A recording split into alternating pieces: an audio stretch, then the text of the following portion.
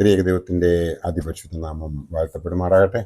കർത്താവിൽ പ്രിയ വിശ്വാസിനി വിശ്വാസികളുടെ സമൂഹമായ കുഞ്ഞുങ്ങളെ, നിങ്ങളെ എവരെയും ഉയർത്തെഴുന്നേറ്റവനായ കർത്താവായ യേശു ക്രിസ്തുവിൻ്റെ നാമത്തിൽ പ്രഭാതപഞ്ചത്തിലേക്ക് വളരെ സ്നേഹത്തോടെ വിനയത്തോടെ സ്വാഗതം ചെയ്യുന്നു. ദൈവകൃപയാൽ ഇന്ന് 500ാമത്തെ എപ്പിസോഡ് പബ്ലിഷ് ചെയ്യുന്നതിന് വേണ്ടി ദൈവം എന്നെ അനുഗ്രഹിച്ചിരിക്കുന്നു.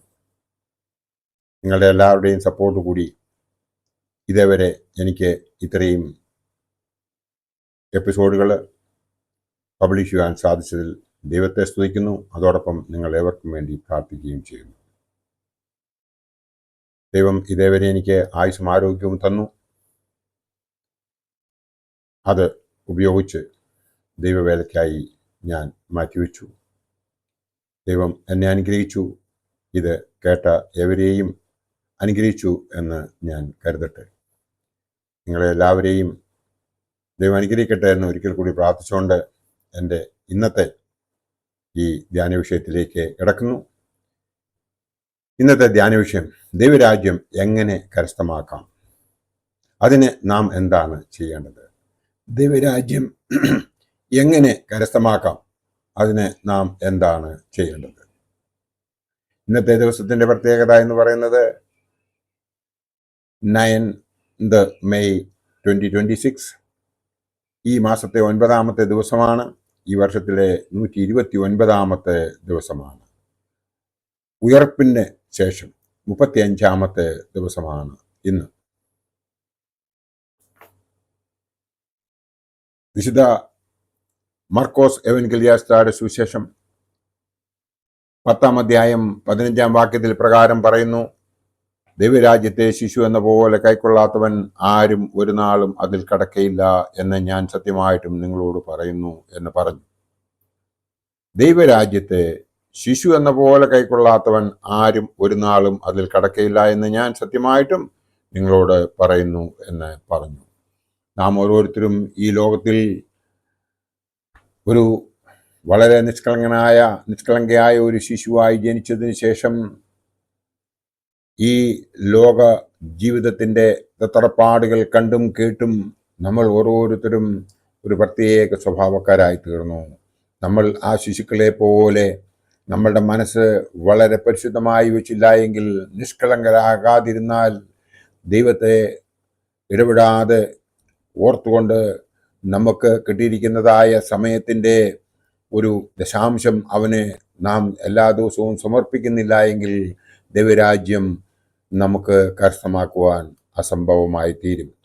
അതാണ് കർത്താവായ യേശു ക്രിസ്തു തന്റെ പരസ്യ ശുശ്രൂഷയിൽ പറഞ്ഞിരിക്കുന്നത്.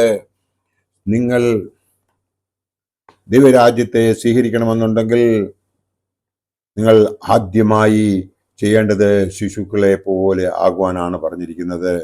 ശിശുക്കളെ പോലെ ആകണമെന്നുണ്ടെങ്കിൽ നാം എപ്പോഴും നിഷ്കളങ്കരായിരിക്കണം. ആ നിഷ്കളങ്ക സ്വഭാവം നമുക്ക് ഉണ്ടാകണമെന്നുണ്ടെങ്കിൽ നമ്മൾ ദേവാലയത്തിൽ പോയി എല്ലാ കൂദാശകളിലും അറ്റൻഡ് ചെയ്യുന്നവരും, അതോടൊപ്പം തന്നെ എപ്പോഴും സൽപ്രവർത്തികൾ ചെയ്യുന്നതിന് വേണ്ടിയിട്ട് തീരുമാനിക്കുന്നവരും ആകേണ്ടതുണ്ട്. എന്ന് മാത്രമല്ല, ഇടപെടാതെ പ്രാർത്ഥിക്കുകയും എല്ലാറ്റിനും സ്തോത്രം ചെയ്യുകയും നാം ചെയ്യുന്നുണ്ടോ എന്ന് നാം ഒന്ന് ചിന്തിക്കേണ്ടിയിരിക്കുന്നു. ദൈവം നമ്മളിൽ നിന്നും എന്താണ് ആഗ്രഹിക്കുന്നത്? നമ്മളെ ഓരോരുത്തരെയും മാടി വിളിക്കുകയാണ് സ്വർഗരാജ്യത്തിലേക്ക് കടന്നു ചെല്ലുന്നതിന് വേണ്ടി. അപ്പോൾ നാം ആ വിളിയെ നിരസിക്കാതെ നിഷ്കളങ്ക മനസ്സോടുകൂടി ഒരു പൈതലിൻ്റെ ആ ഒരു നിഷ്കളങ്കതയോടുകൂടി നാം ദൈവത്തിന് നമ്മെ തന്നെ സമർപ്പിക്കുന്നുവെങ്കിൽ, അവൻ നമുക്ക് തന്നിട്ടുള്ളതായ എല്ലാ കൃപാവരങ്ങൾക്കും വേണ്ടി നന്ദി അർപ്പിക്കുന്നുവെങ്കിൽ, അവൻ നമുക്ക് തന്നിട്ടുള്ളതായ ആ അനുഗ്രഹങ്ങൾക്ക് വേണ്ടിയിട്ട് സ്തോത്രം പാടുന്നുവെങ്കിൽ, ദൈവം നമ്മളെ എല്ലാവരെയും അനുഗ്രഹിക്കും. നമ്മൾ ഓരോരുത്തരും ദൈവരാജ്യത്തിൻ്റെ അവകാശികളായിത്തീരും. അതിനുവേണ്ടി നാം ഓരോരുത്തരും ചെയ്യേണ്ടത്, ബാക്കിയുള്ള ജീവിതം ആത്മീയമായി ജീവിക്കുന്നതിന് വേണ്ടി ആത്മീയമായി ജീവിക്കണം. അതോടൊപ്പം തന്നെ വിശ്വാസത്തോടുകൂടി പ്രാർത്ഥിച്ച് ദൈവത്തെ ഉള്ളിൽ സ്വീകരിച്ച ശക്തി കൊണ്ട് നല്ലൊരു ക്രിസ്ത്യാനിയായി ജീവിക്കണം. എങ്കിൽ മാത്രമേ ഈ ലോകം നമുക്ക് സഫലമാക്കുവാൻ സാധിക്കത്തുള്ളൂ. അതോടൊപ്പം തന്നെ നമുക്ക് സ്വർഗരാജ്യത്തിൽ ഒരവകാശിയാകുവാനും സാധിക്കും. അതിനായിട്ട് നാം വേദപുസ്തകം വായിച്ച് ഗ്രഹിക്കണം. നമുക്ക് ഏവർക്കും അറിയാവുന്നതുപോലെ നമ്മൾ വായിക്കുന്നതായ ബൈബിൾ സൊസൈറ്റി ഓഫ് ഇന്ത്യയുടെ ഈ പുസ്തകത്തിനകത്ത് 66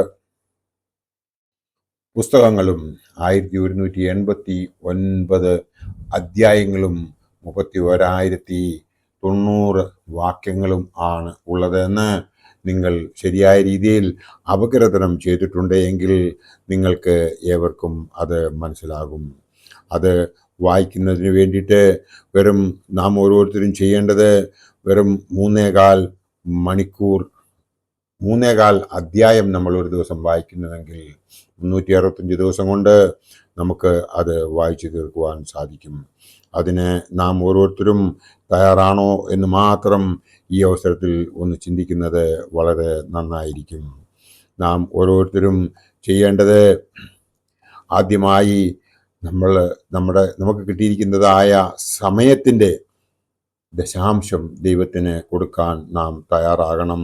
അതായത് ഓൾഡ് ടെസ്റ്റമെൻറ്റിൽ 929 അധ്യായങ്ങളും 23,136 വാക്യങ്ങളും ഉള്ളപ്പോൾ ന്യൂ ടെസ്റ്റമെൻറ്റിലെ 260 അധ്യായങ്ങളും 7,954 വാക്യങ്ങളുമാണ് ഉള്ളത്.